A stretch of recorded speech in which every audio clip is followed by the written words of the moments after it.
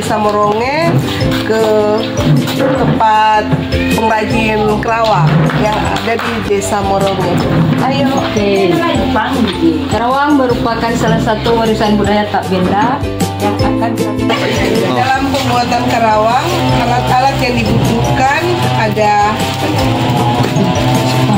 span untuk menjepit kain seperti ini, gunting dan benang. Juga ada silet dan itu saja. Dan ini proses. Oh, masuk. Pertama sediakan ini kain, kemudian dibentuk pola dan oma atau bagaimana ini. Nah, kemudian polanya ini DP pola. jaga hitung. Pola dihitung lalu ditarik. Jadi setiap pola yang sudah diberikan tanda jaga semua ciplak. Oh, jadi benang dikeluarkan. Abel iyo dibuat pola kemudian ditarik-tarik benang. Jaga. Oh, jadi dihitung dulu. Nah, kemudian itu ditarik. Benang dan jahit 7, 3, 6, 3. Jadi Supaya ada bentang ada. Dalam pembuatan kerawang, bahan dasar yang dibutuhkan adalah kain dan ini span, juga benang, gunting, silet, jarum. Nah, untuk pembuatan pola,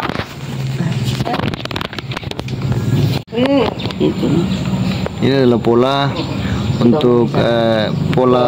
Ini adalah bentuk motif bunga yang akan dibuat kain. Kerawang. Ayo, Oke. kerawang. Pembuatan pola. ya. Pembuatan pola di kain itu ada perhitungannya berdasarkan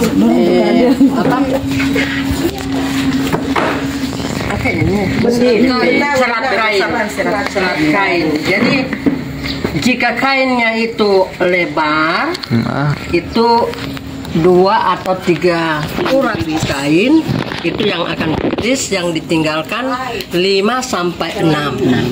Kemudian untuk yang ke serat kain yang itu polanya 3 dan 7. Istilahnya 3 yang diiris, 7 yang ditinggalkan. Oke. Kemudian langkah setelah dibuat pola, Setelah kain pola sudah jadi, kemudian dilubang. dibuatlah kerawang berdasarkan bentuk bunga yang sudah ada. motifnya. Motif. Motifnya ada macam-macam. Ya.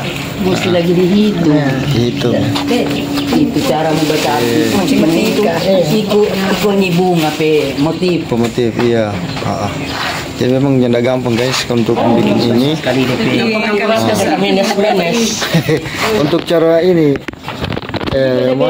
cara mencabutnya, cara mencabut apa? Beda-beda Maksudnya ini kan beda-beda dengan itu. Satu. Halo sahabat budaya, mari kita perkenalkan dulu para pengrajin yang ada di Desa Moronge. Saat ini kita bersama Ibu siapa? Ibu Rani. Dengan Ibu siapa? Ibu Rani Mege. Ibu Rani Mege. Ibu sekarang saat ini lagi pembuatan kerawang di taplak ya Bu ya, dengan motif bunga. Dan ini juga ada Ibu Diana Tumole dengan motif kerawang itu. Oh ya. Oh ini yang motif kupu-kupu. Kalau Oma tadi motif apa? Kerawang bunga. Oh bunga, iya. Coba. Buka-buka. Terus kita. Mana bahasa? Terus deh. Ini dengan motif kupu-kupu. Iya, taplak meja. Mama, Rani mama saya. Rani Mege. Nariadit. Ini lagi mengikat serat benang. Tahun berapa nih? Bulan tahun 60 Oh, 62 ini. Oh, maksudnya Memang agak susah membikinnya kan. Iya, 18 Januari. Harus sama. Tahun 61 ya. Ada 19. Tahun berapa? Yang satu ada awal kok. Itu tangga kan. Iya. 62 apa? Rukia kan 62. Berarti 1962. Kadang orang itu yang makanan. Namanya motif kupu-kupu bukan? Januari baru-baru, no. Kalau ini lain juga ini. Kalau ibu, Cara pengerjaan. kalau ibu motif apa? Ini Oh ini ibu sementara ini mengerjakan ya, bagian pinggir ini kan? pinggirannya yang akan Bunga apa? ini motif burung. Sepuluh. Ini Bu. Oh. Pinggiran meja, taplak meja bulat. Kayak lobo Ya, ini taplak mejanya. Ben dari ini taplak meja bunda. Meja bunda. Terus yang ini DP di bawah. Ini pinggirannya. Ini buat lobo. Ini biasanya Ini istilahnya smoke. Smoke. Ya. Setelah selesai ini dijahit pada pinggiran kain.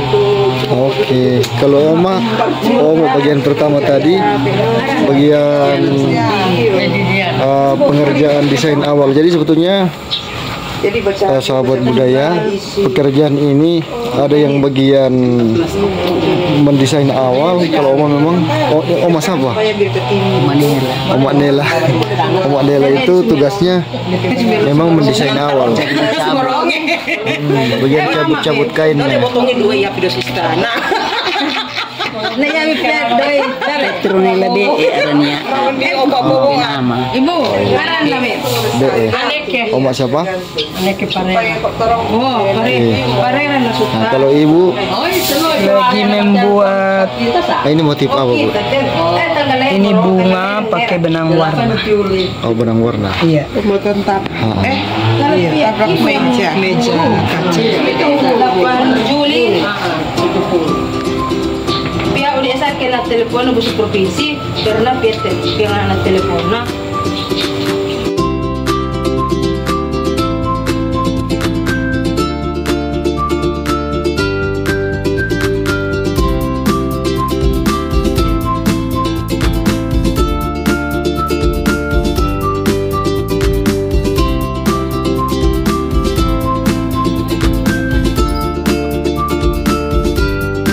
Oh ini motif putih. Polos dan merah muda.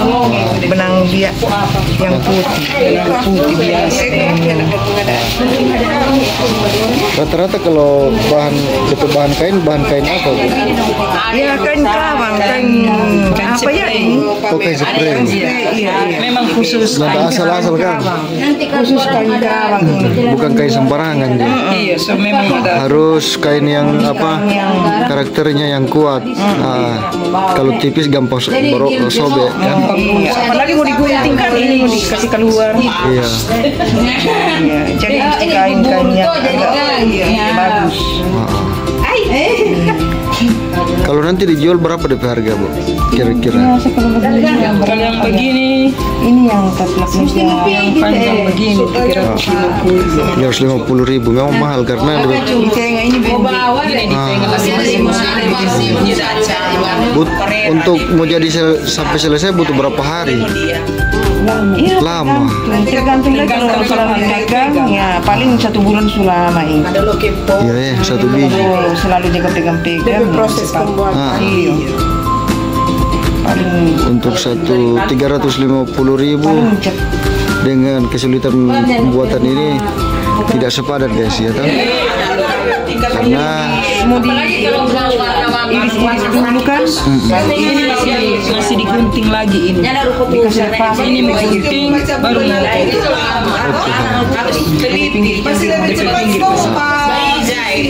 terus DP bahan ini memang bahan bagus. Tidak semua khusus kain kerawang kain kerawang. kain kerawang memang Bukan kain sembarangan. Tuh, masuk. Sahabat budaya, inilah buku penuntun pengrajin kerawang. Ini buku motif-motif kerajinan Kerawang. Terus ada macam-macam. Ada macam-macam. Ini salah satunya motif bunga mawar. Ada kipas. Ada harten. Ini kipas untuk. Jadi Ini kipas. Yang desain DP motif ini siapa dan? Yang desain ibu ini kami yang menciplak. Gitu ya. Ibu DP maestro. Maestro. Salah satu maestro Kerawang yang ada di motif Kerawang Ibu Parera. Aneke Parera. Setua, sebenarnya dia lagi DP motif bagus. Setua saya. Jadi kalau ini ibu sunya nggak ada, tolong sunya nanti orang-orang bawa. Kalau di Moronge satu ada. Berdoa ibu berarti sehat-sehat. DP awal mula ini Kamar mata kan mata dah. Sehat, cuma mata yang rusak. Justru sejak dari sejak kapan kira-kira? Ini dari SD. Soalnya kan dulu mandi mah. Memang Dengan kan dia orang tua dan utara. Sini di Moronge memang. kalau SD itu kira-kira tahun berapa? Itu kalau anak itu Berapa dan Oma SD? So tahu tahun 19 berapa? anak-anak sudah tak ada yang bilang begini zaman sekarang. Oma dari tahun berapa dan Mbak Kerawang? Tahu dari tahun berapa? Belum bilang ke Dari SD dan waktu SD tahun 32 kan? Mbak Kerawang dia langsung sama 70. 70 sekarang. Oh, tahun dari SD kalau SD dari berarti Oma dari tahun 40-an tahun. ya Masih 50-an. Sampai ada ke 70 tahun ya Oma. karena kerajinan tangan yang mereka sumbau di sekolah cuma begini. Mama Dari SD lagi ada yang dari SD sekolah Kerawang. sekarang bagus mesti berarti warisan zaman Belanda ini. Warisan SD. dulu kita Belanda apa dikenal? Kita semuanya adalah penutup mimbar Kerawang dan asal mulanya sejarah pembuatan Kerawang ini masyarakat membuat untuk penutup mimbar. Ini merupakan salah satu produk jadi Kerawang yang merupakan atribut ibadah, namanya stola. menyiapkan kain, alat dan bahan. Biasanya nih apa? Biasanya kan stola ini di pesalip itu dibuat dari apa? Dari kain biasa toh. Tapi kalau ini yang unik guys. Pakai apa? Ini Kerawang, pakai benang. Kemudian alat Biasanya ini bordir, tapi kali ini Kerawang. dia masuk di alat. Oke.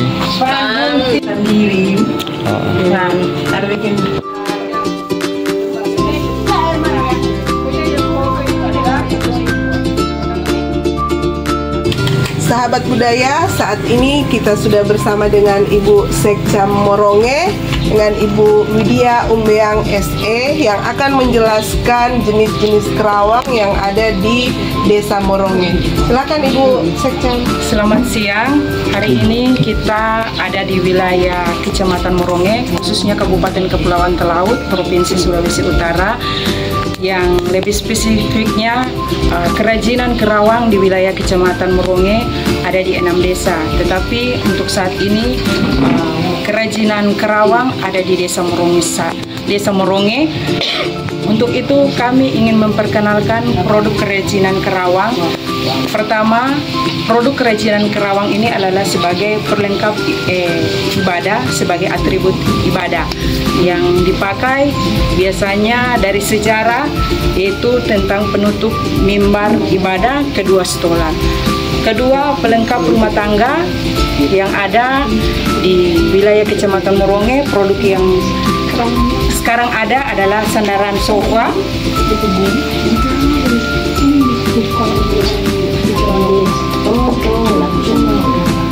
Taflak meja makan, dan taflak meja setelan. Ada juga gorden jendela, gorden pintu, dan pakaian maupun spray. Khususnya untuk spray biasanya harus digenapi dengan pembuatan spray. Kalau dipakai harus menggunakan renda pada spray tersebut. Dan bukan hanya pada spray, tapi taflak meja makan yang bulat.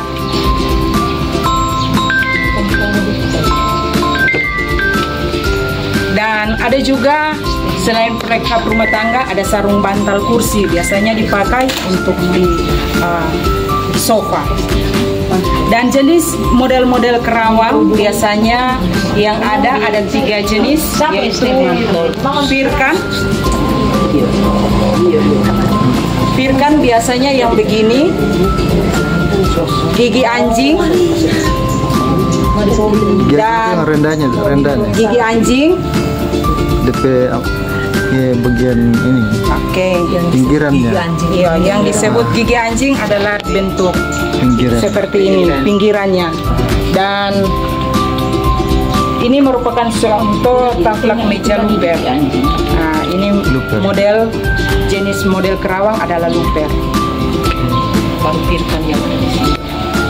Dan produk kerawang ini biasanya kami memasarkan dengan cara pertama dari pemerintah desa menggunakan anggaran dana desa, mengambil dari pengrajin yang ada di tiap-tiap desa dan dibayar, lalu memasarkan.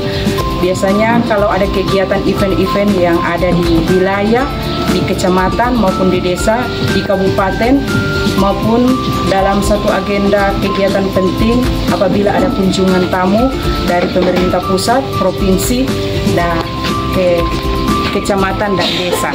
Dan cara pemasaran itu langsung ditangani oleh pemerintah desa.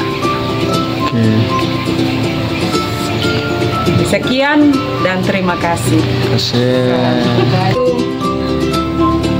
Oke. Demikian sahabat budaya, kita telah selesai wawancara para pengrajin yang ada di Desa Moronge. Saat ini kami akan melanjutkan ke para pengrajin yang ada di Desa Moronge 1. Oke, terima kasih. Salam budaya, tabea.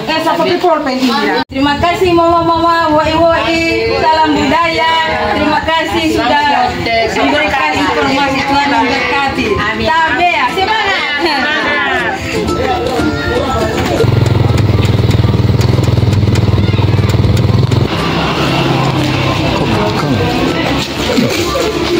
Kita sudah tiba di Desa Moronge 1 untuk melanjutkan wawancara dengan para pengrajin kerawang yang lainnya. Ayo Guys, sahabat budaya. Satu. Selamat siang Bapak Ibu, Mama Boi. Hari apa kabar ini? Mutia. Hari ini orang dari pariwisata, khususnya bidang kebudayaan, melakukan wawancara tentang usulan warisan budaya tak benda. Karena ini merupakan salah satu warisan yang akan kami kembangkan untuk usulan tahun 2025. Jadi bersyukur Desa Moronge akan menjadi satu barometer untuk bidang kebudayaan, kemajuan kebudayaan. Jadi siang hari ini khususnya kita dan teman-teman akan melakukan wawancara pertama mengenai sejarah, lalu cara membuat dan cara menjualnya atau memasarkannya itu nanti mau dikomunikasikan dengan Ibu Kades. Dan itu hari ini saya bertemu dengan maestro yaitu Bapak Boas Presidi yang akan menjadi narasumber hari ini tentang sejarah. Jadi pada saat ini saya akan menanyakan kerawang itu di Moronge itu berawal dari tahun berapa dan sampai sekarang apa masih dilestarikan atau sudah mulai punah? terima kasih bersama-sama mengapresiasi dulu upaya dari pemerintah daerah melalui dinas. Kami semua.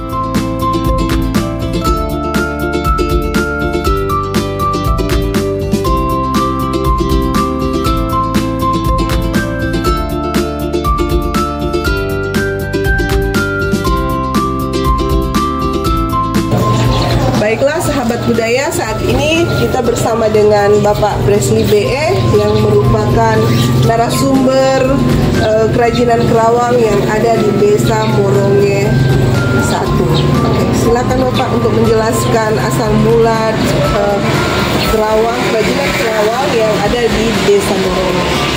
Kerajinan kerawang dimulai saat kedatangan penginjil Kristiani, penginjil Kristen dari negeri Belanda.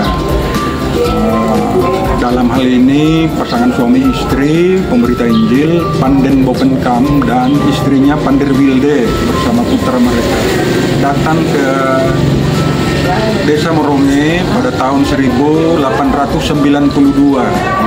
Secara khusus istri dari pemberita Injil tadi, Pander Wilde, kebetulan di negeri asalnya memiliki keterampilan sulam menyulam, diantaranya dalam bentuk kerawang tadi.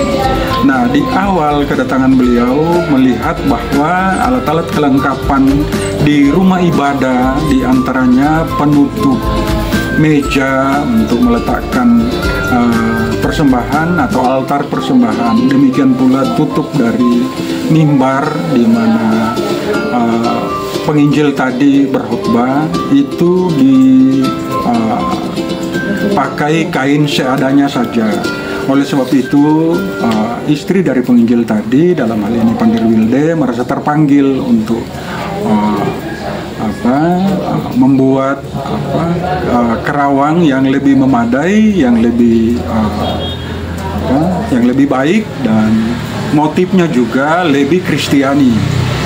Oleh sebab itu, karena mereka dibekali dengan 2 piece kain putih, kain cita putih yang awalnya untuk persiapan pakaian sehari-hari, baik pendeta maupun istri dan anaknya, kemudian diambil sebagian untuk dibuat kerawang. Nah, oleh karena butuh kebutuhan dalam jumlah besar, penutup ini disesuaikan dengan tahun gereja yang diajarkan oleh Panden Bopenkam, maka dia melibatkan kaum perempuan setempat dan diajari cara membuat kerajinan kerawang tadi. Oleh karena di awal motivasi membuat kerawang tadi untuk semata-mata hanya untuk kepentingan fasilitas ibadah, maka motif-motif pun diambil dari motif-motif dan tema Kristiani seperti serafim atau malaikat, kemudian bunga bakung, kemudian buah anggur, daun palem, dan lain-lain. Nah, kerajinan tadi kemudian ditularkan dan diwariskan dari generasi ke generasi, secara khusus di kalangan kaum perempuan. Walaupun pada masanya juga ada sebagian kaum pria yang juga ikut ambil bagian kerajinan kerawang tadi. Dan pada akhirnya untuk memenuhi kebutuhan hidup dalam hal ini, maka berkembang kerajinan kerawang tadi yang tadinya hanya untuk kelengkapan rumah ibadah, tempat peribadatan, jadi untuk misalnya penutup meja di rumah, penutup tempat tidur, sarung bantal dan lain-lain, bahkan penutup sandaran kursi dan sapu tangan, baju, kemeja, dan lain-lain. Saya kira ini gambaran singkat sejarah kerawang. Kalau mau dihitung dari kedatangan beliau tahun 1892 hingga sekarang, itu lebih kurang 133 tahun umurnya. Kerajinan ini berkembang di masyarakat Moronge saat ini. Kabupaten Kepulauan Talaut. Oke, terima kasih Pak atas informasinya. Terima kasih.